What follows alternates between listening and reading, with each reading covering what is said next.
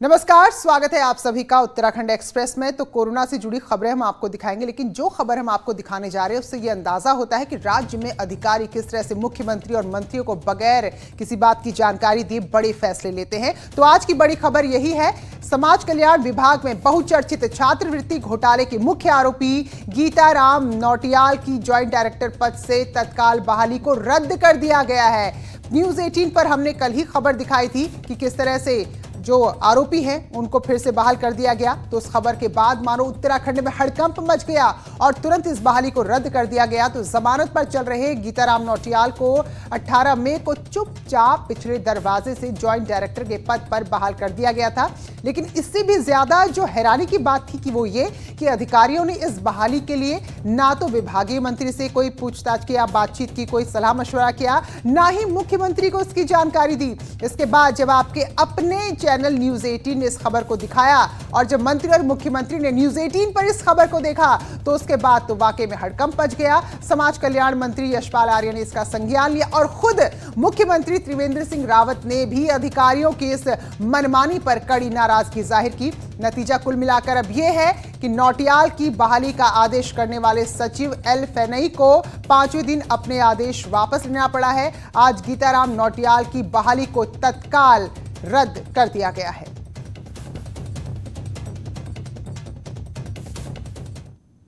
वैसे पहले कांग्रेस के प्रदेश अध्यक्ष प्रीतम सिंह ने कहा था कि आखिर ये बहाली कैसे हुई और फिर निलंबित कर दिया गया। घोटाले पर बहाली और सस्पेंड करना सरकार की मंशा पर सवाल खड़े कर रहा है कि सरकार करप्शन को लेकर कितनी गंभीर है।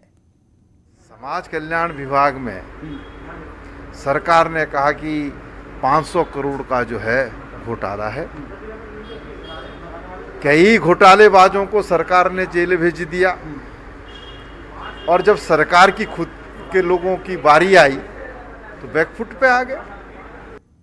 तो छात्रवृत्ति घोटाले के आरोपी गीताराम नौटियाल की बहाली पर समाज कल्याण मंत्री यशपाल आर्य ने नाराजगी जताई थी और कहा था कि मामले की जांच होगी और गीताराम पर तत्काल कार्रवाई होगी। यही नहीं, यशपाल आर्य ने खुद कहा था कि उन्हें गीताराम की बहाली की कोई जानकारी नहीं और ये जानकारी उन्हें न्यूज 18 से मिली थी, अधिकारियों से नहीं। कारण थे जिसमें उस अधिकारी को बहाल किया गया और निश्चित रूप से कार्रवाई होगी, तत्काल कार्रवाई करेंगे, जल्द कार्रवाई होगी। तो चारों धाम के कपाट खुल चुके हैं, लेकिन लॉकडाउन की वजह से चार धाम के दर्शन हम लोग नहीं कर सकते। तो ऐसे में एक बैठक हुई है, मुख्यमंत्री की अध्यक्षता में उत्तराखंड चार धाम देवस्थानम बोर्ड की पहली बैठक हुई और बैठक में चारों धामों में ऑनलाइन पूजा को मंजूरी दे दी गई है। न्यूज 18 ने इसे लेकर पहले ही आपको बता दिया था और ये खबर अब पुख्ता तौर पर सामने आ गई है, यानी कि अब आप घर बैठे चारों धामों की पूजा अर्चना कर सकेंगे। साथ ही बैठक में धार्मिक यात्रा के संचालन के लिए कमेटी बनाई गई। वहीं सभी 51 मंदिरों के संपत्ति, निधि और बहुमूल्य वस्तुओं के अधिग्रहण के लिए मुख्य कार्यकारी अधिकारी को अधिकृत किया गया है। उत्तराखंड चारधाम देवस्थानम प्रबंधन बोर्ड का अलग बैंक अकाउंट होगा और बोर्ड के लिए 15 करोड़ 46 लाख रुपए मंजूर कर लिए गए हैं। वहीं बद्री केदार मंदिर समिति की बची हुई धनराशि भी उत्तराखंड चारधाम देवस्थानम प्रबंधन बोर्ड में ट्रांसफर की जाएगी। यात्रा को सुचारू चलाने के लिए पूरी तरीके से प्रबंधन बोर्ड को हिदायत दी गई है कि आप सब प्रबंध करें, सब ठीक ठाक करें, ताकि अगर लॉकडाउन खत्म होता है उसके बाद यात्रा प्रारंभ होती है तो सोशल डिस्टेंसिंग रखते हुए, सैनिटाइजेशन रखते हुए और मास्क पहने हुए किस प्रकार से यात्रा चल सकती है। उधर उत्तरकाशी में यमुनोत्री नेशनल हाईवे पर एक हादसा हो गया जिसमें एक की जान चली गई, जबकि 2 लोगों का अब तक कोई पता नहीं चल पाया है। तो यमुनोत्री हाईवे पर जानकी चट्टी फूलचट्टी के बीच एक मिनी राशन पहुंचाने वाला ट्रक हादसे का शिकार हुआ। तो ये राशन पहुंचाकर ट्रक बड़कोट से लौट रहा था, लेकिन गार्डर पुल से गिर गया और 200 मीटर गहरी खाई में ये वाहन समा गया। तो 3 लोग सवार थे, एक की जान चली गई है, जबकि 2 लोगों का अब तक कोई पता नहीं चल पाया है। और चलिए अब बात कर लेते हैं कोरोना की। तो आज 5 नए मामले सामने आए हैं और ऊधम सिंह नगर में 2 नए मामले सामने आए हैं, जिसके बाद मरीजों की संख्या बढ़कर 51 हो गई है। वहीं उत्तराखंड में अब 56 मरीज ठीक हो चुके हैं, जबकि 94 केस अब भी एक्टिव हैं। तो कम से कम ये थोड़ी राहत की बात है कि जैसे 15, 16, 19 जो बहुत ही तेजी से मामले आ रहे थे उसमें थोड़ी सी कमी आई है, लेकिन फिर भी 5 मामले आज भी सामने आए हैं। उधर ऋषिकेश एम्स में 3 मरीजों में कोरोना की पुष्टि हुई है। इनमें एक 7 साल का बच्चा भी है जो थैलीसीमिया से पीड़ित है और 19 मई को इलाज के लिए एम्स में भर्ती हुआ था। ये बच्चा हरिद्वार के लक्सर का रहने वाला है। वहीं 2 अन्य मरीजों में एक महिला है जो दिल्ली से लौटी थी, तो पुरुष मुंबई से ऋषिकेश लौटे हैं। तीनों का एम्स के आइसोलेशन वार्ड में इलाज चल रहा है।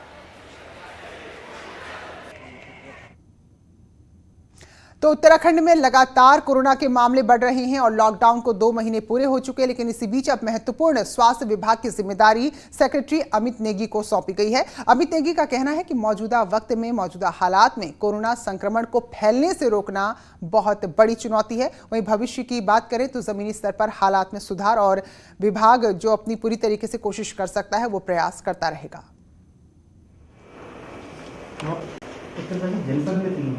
पर यहाँ पे कहाँ जगह है, यहाँ पे भी लेख नहीं है, व्यक्त है कि नहीं है, तो वो डीजी बता दें कि यहाँ जगह है तो दोबारा फाइल बना दें।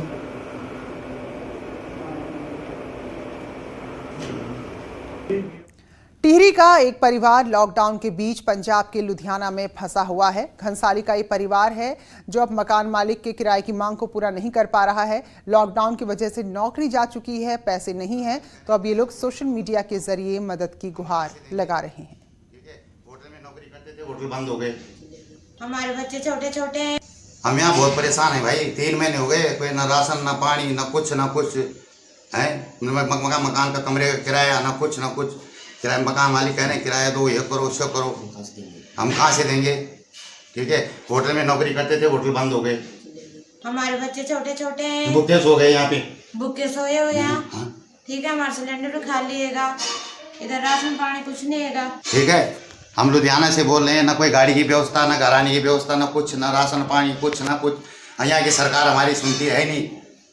बाहर जाओ तो पुलिस वाले डंडे मारते हैं, कहाँ जाएं। तो इन्हीं की तरह कई ऐसे उत्तराखंड के परिवार हैं जो बाहरी राज्यों में फंसे हैं और बसों का इंतजार ही कर रहे हैं। लेकिन इसी बीच मुसीबत कम है कि इनकी बसों में जगह नेपाली नागरिकों ने ले ली है। दरअसल देश के अलग अलग हिस्सों में पहले नेपाल के नागरिक खुद को उत्तराखंड का बताकर राज्य में पहुंच चुके हैं।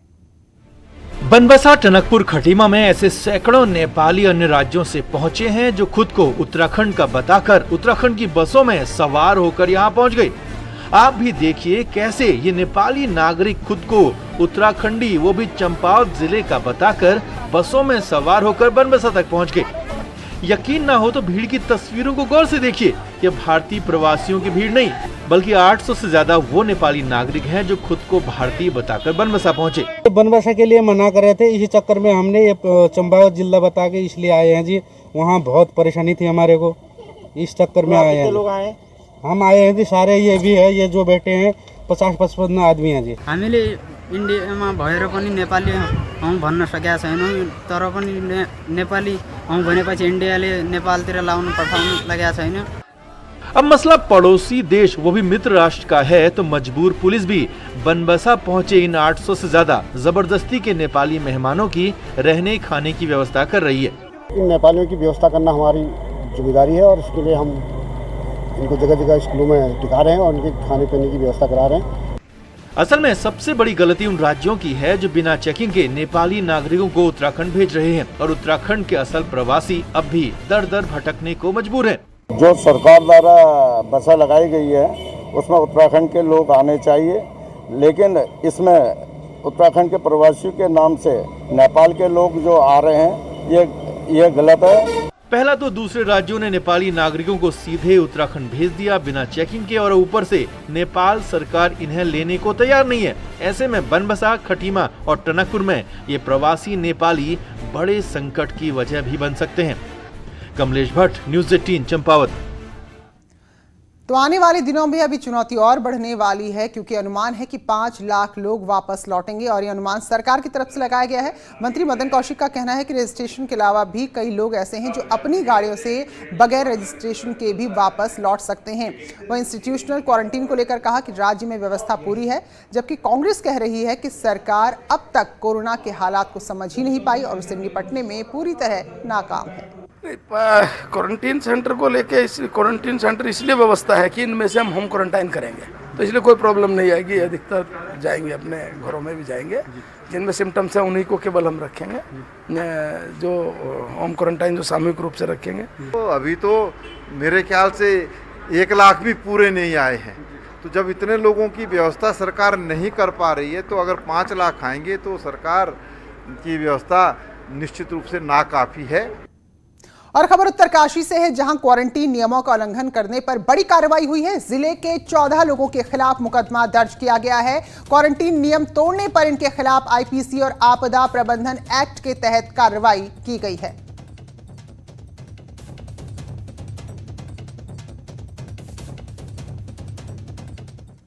उत्तराखंड रोडवेज को सरकार ने बड़ी राहत दी है। राज्य सरकार ने उत्तराखंड परिवहन निगम को पहाड़ के घाटे के क्षतिपूर्ति के रूप में बजट में 22 करोड़ रुपए मंजूर कर लिए हैं। तो लंबे समय से रोडवेज के कर्मचारी इस मांग को लेकर सरकार से बातचीत भी कर रहे थे। कई बार आंदोलन भी उन्होंने किया और साथ ही रोडवेज के कर्मचारियों को 2 महीने से वेतन भी नहीं मिला था। अब जबकि 22 करोड़ रुपए जारी हो गए हैं तो कर्मचारी को उनका वेतन भी मिल जाएगा। इसको लेकर निगम कर्मचारी अधिकारी महासंघ ने राज्य सरकार को धन्यवाद दिया है।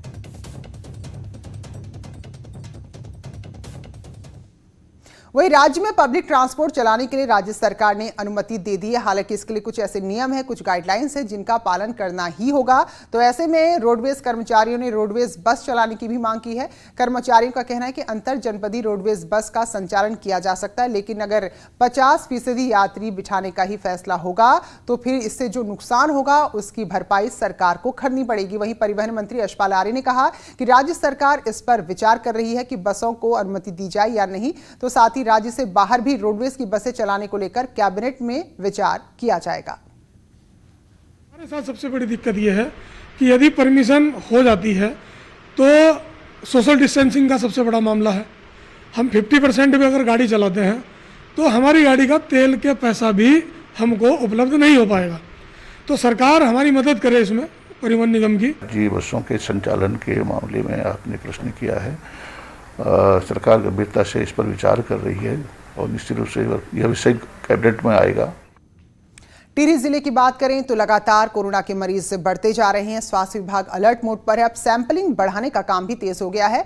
जिले में अब तक 174 सैंपल जांच के लिए भेजे गए, जिनमें से 6 पॉजिटिव निकले हैं। सीएमओ का कहना है कि जिले के एंट्री पॉइंट भद्रकाली में अतिरिक्त टीम लगाई गई है और सैंपलिंग यानी कि अब ज्यादा से ज्यादा लोगों के टेस्ट किए जाएंगे। नीचे से भी हमें इंस्ट्रक्शंस हैं, गाइडलाइन है कि आप सैम्पलिंग ज़्यादा करिए, जिससे कि आपको ज़्यादा केस का पता चलेगा कि केस कितने पॉजिटिव हैं। पौड़ी जिले की सीमा में नियमों के विरुद्ध तरीके से गाड़ियों को एंट्री देना सवालों के घेरे में है। एसएसपी पौड़ी दिलीप सिंह कुंवर का कहना है कि अब हर बैरियर पर सख्ती से चेकिंग की जा रही है। हालांकि दावों से अगर अलग आप देखें, अगर हकीकत आप देखें तो बगैर सूचना और नियमों के दूसरी जगह से लगातार गाड़ियां बेरोक टोक जिले में प्रवेश कर रही हैं। अंतर्राज्यीय जितने भी हमारे बॉर्डर में जो हैं उन सारे जगह पर बैरियर लगा के चेकिंग कर रहे हैं। ये चलता रहेगा। और कोरोना के बढ़ते खतरे को देखते हुए कुमाऊं के मेडिकल हब हल्द्वानी के निजी अस्पतालों के डॉक्टर्स ने एक बड़ा कदम उठाया है। इंडियन मेडिकल एसोसिएशन ने प्राइवेट अस्पतालों में सर्दी, जुकाम, बुखार के मरीजों का इलाज न करने का फैसला किया है। डॉक्टर अब इन लक्षणों से पीड़ित मरीजों को सीधे सरकारी कोविड हॉस्पिटल जाने को कह रहे हैं।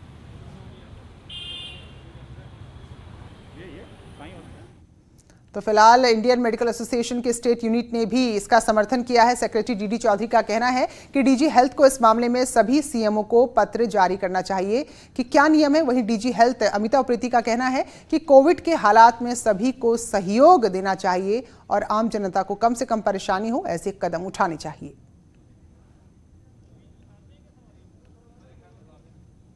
उनको रिक्वेस्ट किया जो अपने जितने सीएम हैं उनको ऑफिशियल एक लेटर जाए। जो सुप्रीम कोर्ट में ये स्टे हो रखा है तो जब तक ये स्टे वेकेट नहीं होता है तब तक क्लिनिकल स्टोर में किसी डॉक्टर को कोई परेशानी ना किया जाए, ना इनको रजिस्ट्रेशन करने के लिए बोला जाए। मगर इसका भी कोई लेटर किसी भी सीएमओ के पास नहीं गया अभी तक, क्योंकि हमारे पास कई ब्रांचेस से फ़ोन आ रहा है, सीएमओ लोग परेशानी कर रहे हैं, आपको आके रजिस्ट्रेशन करनी तो आपको फाइन लगेगा। का कोई इस तरह की मनाही नहीं है।